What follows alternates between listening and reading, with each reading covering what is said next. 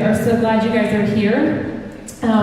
Tonight we have Restored to Freedom here with Nelson Schuman, which is going to be amazing, so I'm so glad you guys are here. He does deliverance, and it's awesome.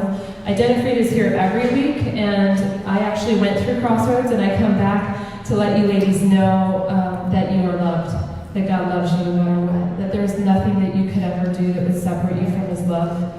And a lot of times while we're out there, the enemy tells us these lies that we're not good enough, that we're not worthy, and that's not from God. And so I come to correct that. And identified means that we are identified by the adoption into the sonship of Jesus Christ the moment we believe in Him. So the moment you believe in Jesus, you're His kid. Nothing can change that. You are His kid, and you are part of His family. You're not a lower level of His family. You are royalty, baby.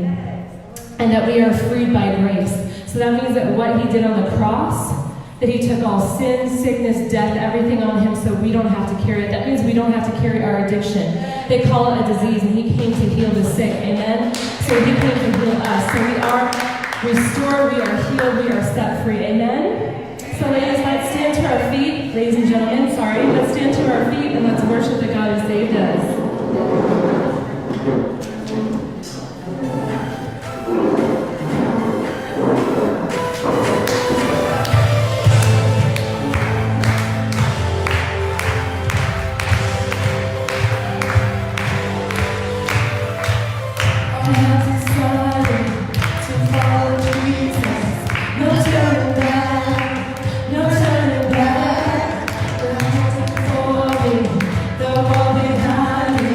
No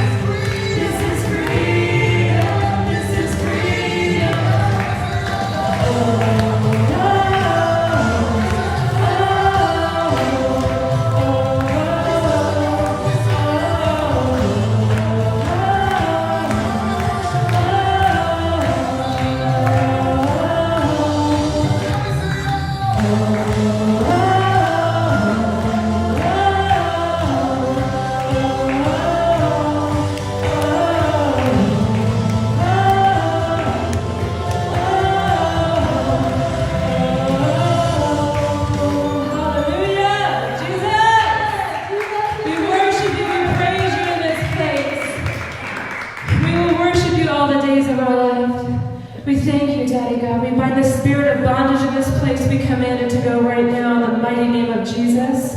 We decree freedom over the lives of each person here and every person watching online. And we decree restoration in the lives of each person here. But it is us that need to cry out to Him. It is us that need to raise our voices in worship. Every story in the Bible where there was a huge victory, the worshipers went first, ladies. So what you give in your worship is what you're going to get out of it, ladies. You're going to encounter the Holy Spirit in your worship. So I urge you, if you're not standing to your feet, to stand to your feet right now, because it's a prophetic act of moving from where you are right now to where God is taking you. Amen. And if you have to move to a different place in the room, I don't care, run around, dance around, do what you got to do, but get out of that funk, ladies, because the Holy Spirit is here. He's here with us, right here and right now. Amen.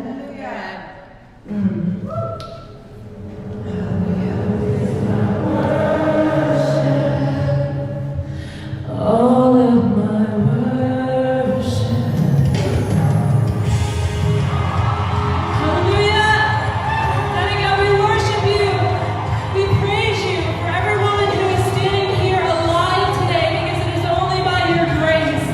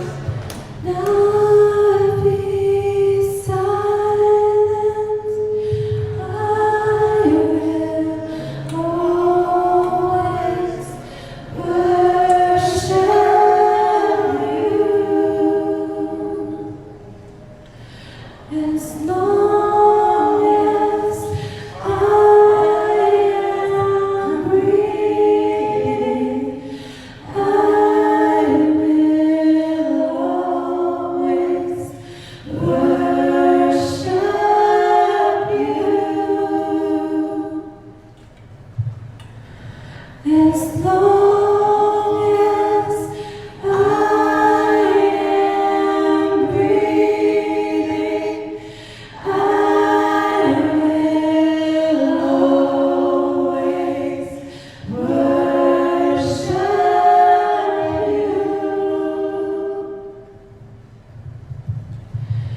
As long as I am breathing,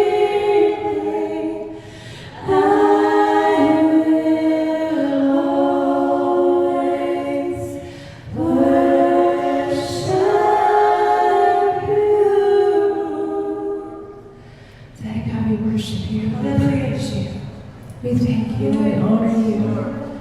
Daddy God, we thank you for your presence because it breaks down every wall. It makes the enemy run in terror. And God, we want to send him running, don't we? Amen. We worship you, we thank you, and we honor you in Jesus' name, amen.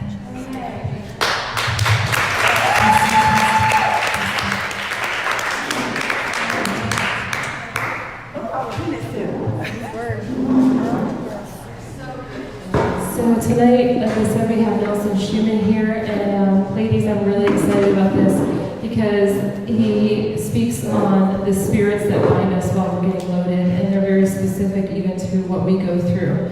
And so I really hope that you ladies tune in. I really hope that you say the prayers and that you get delivered and set free. All right, so here he is, from the cornfields to the desert to set us free.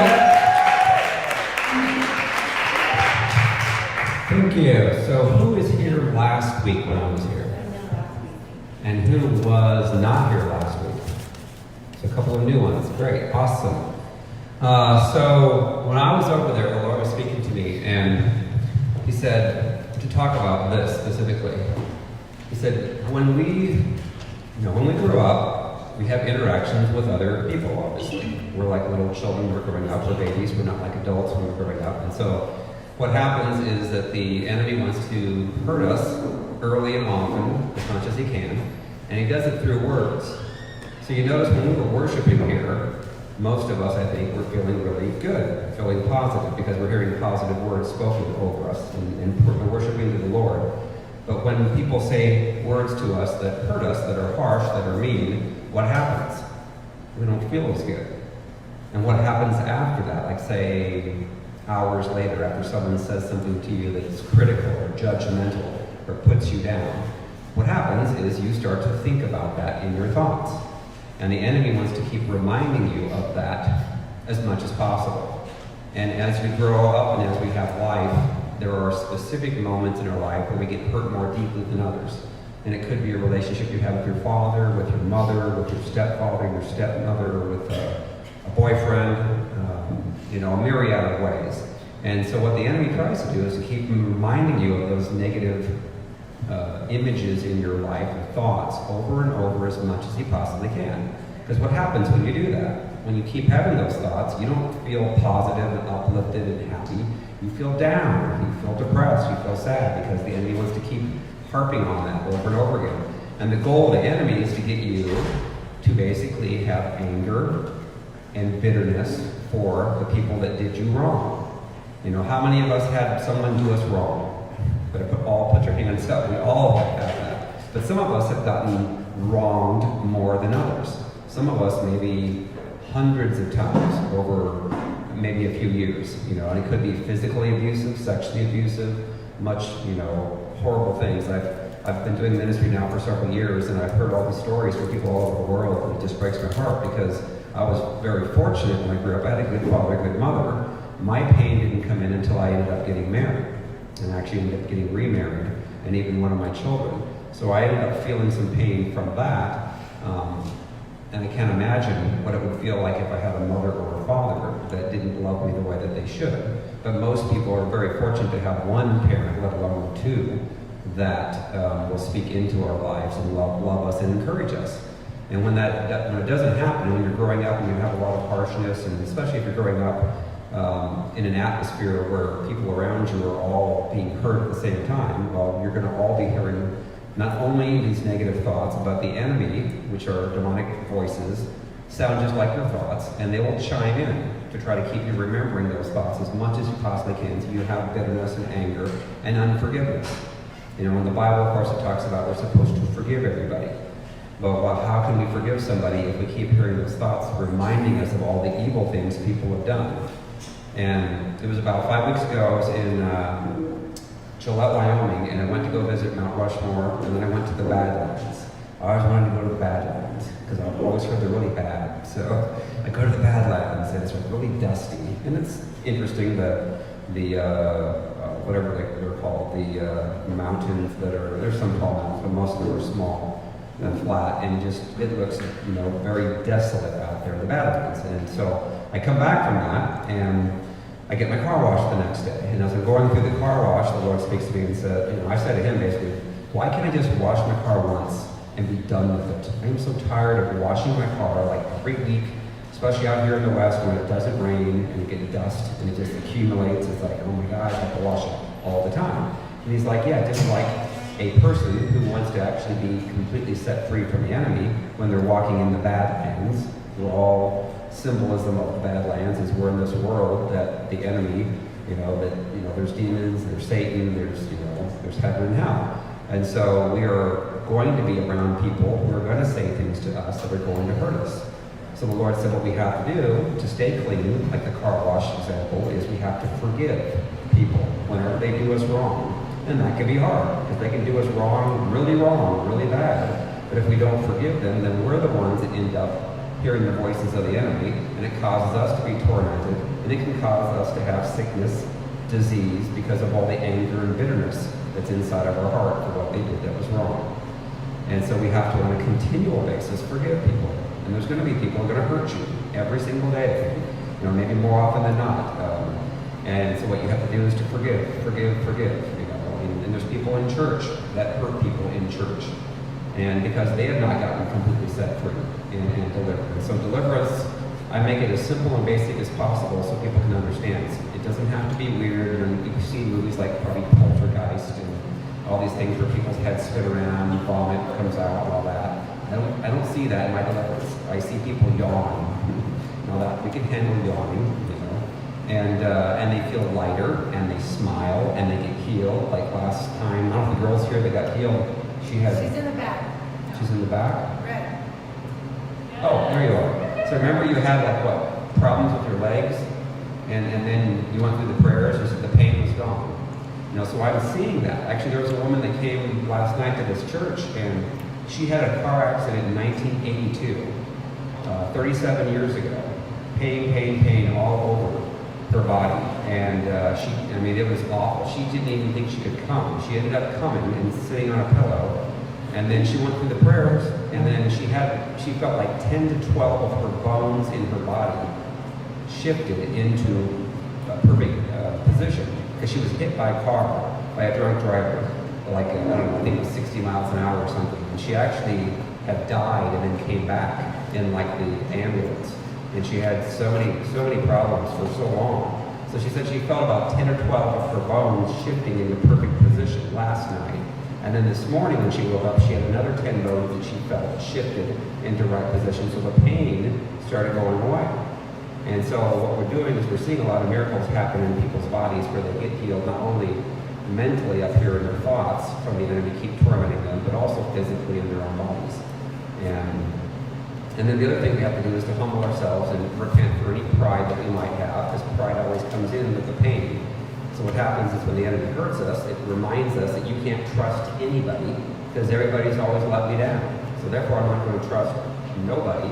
And then that pride comes up saying, well, you better make sure that all the decisions that are done in your life, you make. Because if somebody else makes them, I'm going to get hurt. So we put up a wall, we take an offense. When we take an offense, it's like we're the ones that are off, and we put up a fence so that nobody can get in. And so what we have to do is we have to say, Heavenly Father, I repent for my pride, I repent for my own sin, people that I've hurt, and then that takes away the legal right of the enemy to torment us in our thoughts. When we command the spirits to go, then we're at peace. And we can see healings. We can have much more smiles on our faces. I've seen that so many times in the churches where I can tell people that are being affected by the enemy in a long time in their life because they don't have a smile on their face or they're angry. If you're around a lot of people that are angry, it's because they're hearing the voice of the enemy all the time because they've been hurt. And they keep hearing that voice on you can't trust anybody. It causes them to be angry and take it out on people, spew forth these words that are angry and hateful. And what I've seen in the majority of relationships, you have one person who's very controlling and dominant and wants their way, connecting to a person that's more gentle and more giving in and doesn't want to have confrontations. The Lord showed me there's a couple called Jezebel and Ahab in 1 Kings and 2 Kings. Jezebel was more the controlling, driving force. She killed the prophets of the Lord. She basically ruled, and Ahab, even though he was king, tolerated it and let it happen. And he should have stood up and said, no, we're not killing the prophets anymore because he came from a godly background, but he allowed it to happen. So what I'm seeing is I'm getting people delivered from these, and then they're having healthy relationships where they're not fighting and arguing and striving anymore. Because I see a lot of people, they go through one marriage, two marriages, three marriages, more, and what they do is they keep drawing back to the same person of the same type. So if a person's got a strong, controlling spirit, they're going to marry someone that's got the more gentle spirit, the Ahab spirit, and they want to control them. That's what the spirit wants. And when they get set free and delivered, now they're more at peace. Now they can smile. Now they're not as driving, having to get their way all the time. And then we're going to see some healings as well. I'm always seeing that. So what I'm going to do is, all we're going to do is I'm going to lead you through some prayers where you basically are saying, okay, I forgive people that have hurt me. It doesn't exonerate what they did. If they did something wrong to you, God knows that, and they have to deal with the Lord on that. But for you to get set free and healed, you have to forgive them. And the spirit in you may say, I'm not going to ever forgive them. They were horrible to me. And I've gone through some things that were really horrible, a lot of betrayal and lies and so forth. Yeah.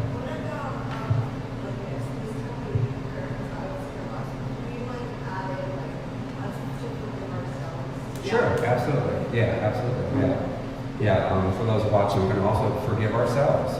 Because oftentimes the enemy wants to remind us and blame you and make you feel condemned, saying, oh, it's all your fault. We're like, there's things obviously we need to be convicted of and take responsibility for, but we need to forgive ourselves and forgive everyone else. And then those voices and the thoughts from the enemy will be much, much less. The Lord reminded me about 5 or 6 weeks ago, said, how many thoughts per day does an average person have that doesn't get delivered? And it was like 50 to 60,000 thoughts a day. And then 80% are negative and 95% are repetitive. I didn't know that. I had no clue. But all I knew was when people went through the deliverance, is like they didn't have all those thoughts that were hitting them all the time. They had a peaceful mind. And they're like, this is the first time in my life. But I didn't know that was possible. I've always had these thoughts. I thought they were my own. And I'm like, yeah, that sounds like your own thoughts. But the thoughts that are coming from the enemy are going to be negative and taking you, getting you to anger and not, taking an offense and all these things from the enemy. So what I'm going to do is with all those that can stand, we're going to all stand. We're basically going to take our authority in Jesus' name. Because Jesus Christ died on the cross for our sins, and then he gave us this authority, and we have to take it. So, all right. So I'm going to pray first. So Heavenly Father, right now we just bind and rebuke all demonic spirit and declare that we will not tolerate any manifestations in Jesus' name. We charge the angels to come into position over all of us. And I thank you, Heavenly Father, right now. Just let the Holy Spirit flow and direct in Jesus' name. Amen. Amen. Okay, say thank you, Heavenly Father. Thank you, Heavenly Father. I choose to forgive myself. I choose to forgive myself for all the decisions that I've made. For all the decisions that I've made that have not aligned with your will. that have not aligned with your will. I also choose to forgive. I also choose to forgive. Now I'm going to pray. Holy Spirit, show them all those that have hurt them in their lives, and then show them why those people hurt them, so that they can truly forgive them and be set free. Because the only reason anyone would ever hurt them was because they were hurt. They were also hearing from the enemy, causing them to hurt other people. So Holy Spirit, right now, show them every person in their life why that person hurt them, so that they can truly forgive them.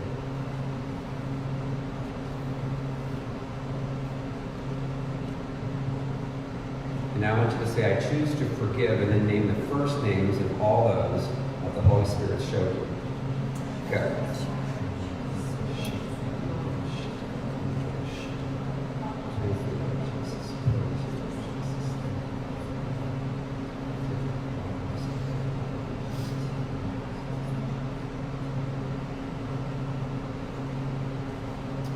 And now I want you to say, I repent for all those that I have hurt. Repent for all those that I have hurt. And I ask you, Lord, I ask you, Lord, to give me a humble and contrite spirit. give me a humble and contrite spirit. Take away all the unhealthy pride. Take away all the unhealthy pride. In Jesus' name. In Jesus' name. Amen. Amen. And I want you to symbolically take a knife out of your heart that represents all those pains. Pull it out. Throw it down to the foot of the cross. And we're going to exchange all that pain with Jesus. We're going to raise our hand to receive a new heart and then put it in its place. And then say, thank you, Heavenly Father, for my new heart. Thank you, Heavenly Father, for my new heart. Amen. Amen. Now I'm going to pray. I take authority right now. I command right now every demonic spirit, Jezebel, Leviathan, Ahab, Legion, any witchcraft curses that have been spoken over you, I break them all off right now. We send them all to hell in Jesus' name. We declare that they have no legal right to stay anymore in Jesus' name.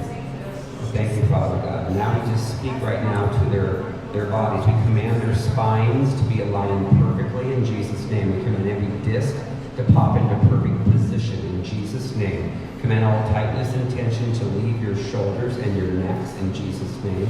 We command the hips to shift into perfect position in Jesus' name. Any leg that is shorter than the other, we command that to be healed and to lengthen to be the same length in Jesus' name, as well as the arms.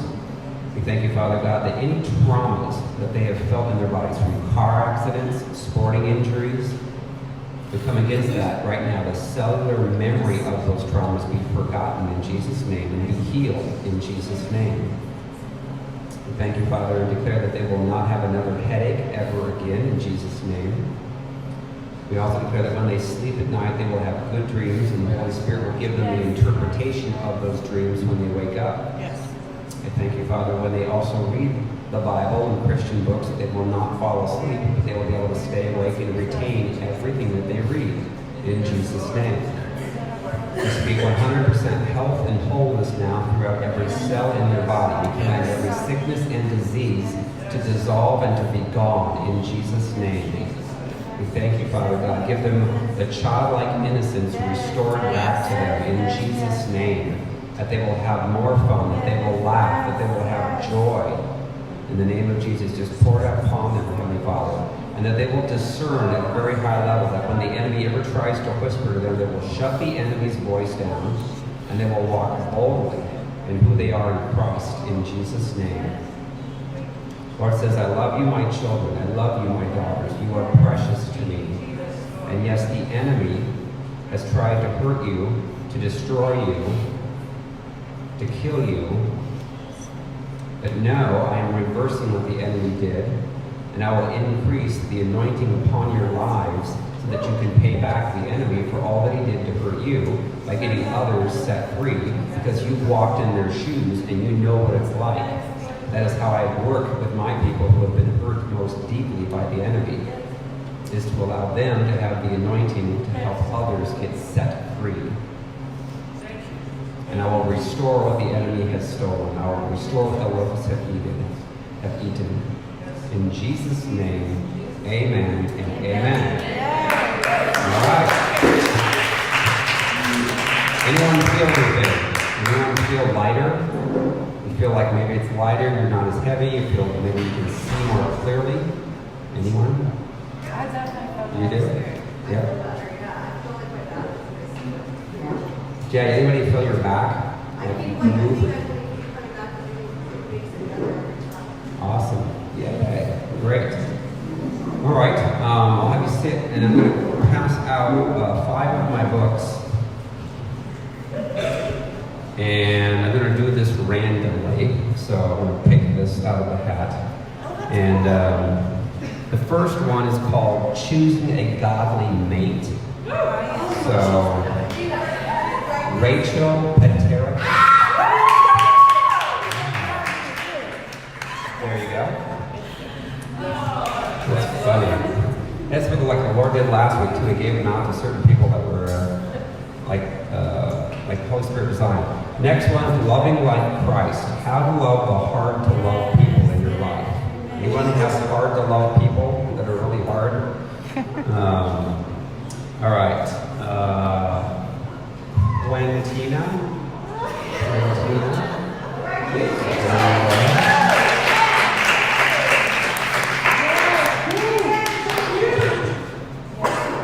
There you go. You're welcome. Next one is called Keep Your Peace On, Limiting Strife in Your Life. And basically it's a book to help you to not ever lose your peace. Not take an offense, not get angry, just walk in peace all the time, no matter what the circumstances might be around you. So, let me see here. Nicole Eichscheid.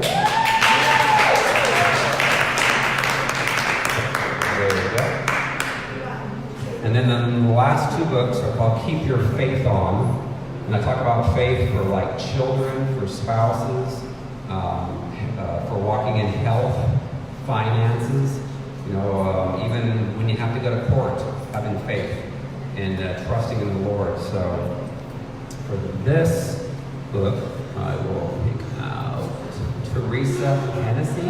Yeah! There you go. And the last one is Sarah Wade. There you go. You're welcome. Now I just want to pray a blessing over everyone. So thank you, Heavenly Father, Lord, for all those that are here right now. I just pray, Heavenly Father, that you will seal up all the wounds that they've ever had in their lives, Lord Jesus. That they will feel your presence, Lord, in a real tangible way.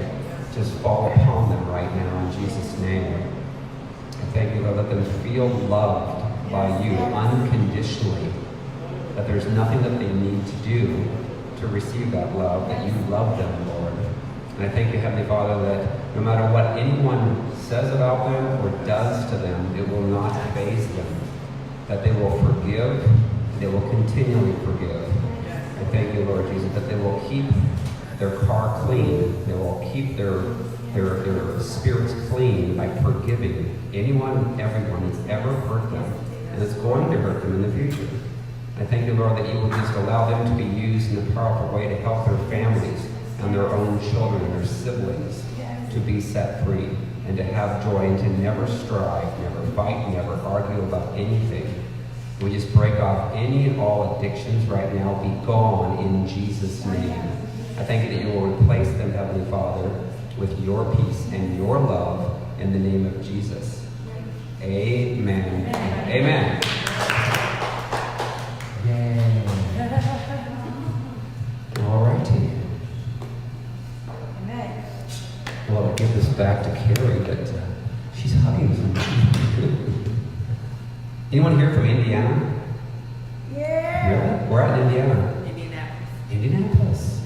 I used to live west of Fort Wayne, Columbia City, on a farm, and then I moved, actually went to Purdue, and then I ended up moving to Carmel, Indiana, if you know where Carmel's at, north of Indianapolis there. So, awesome. Oh, okay. So I knew that was a big deal. Good. Definitely a lot of Holy Ghost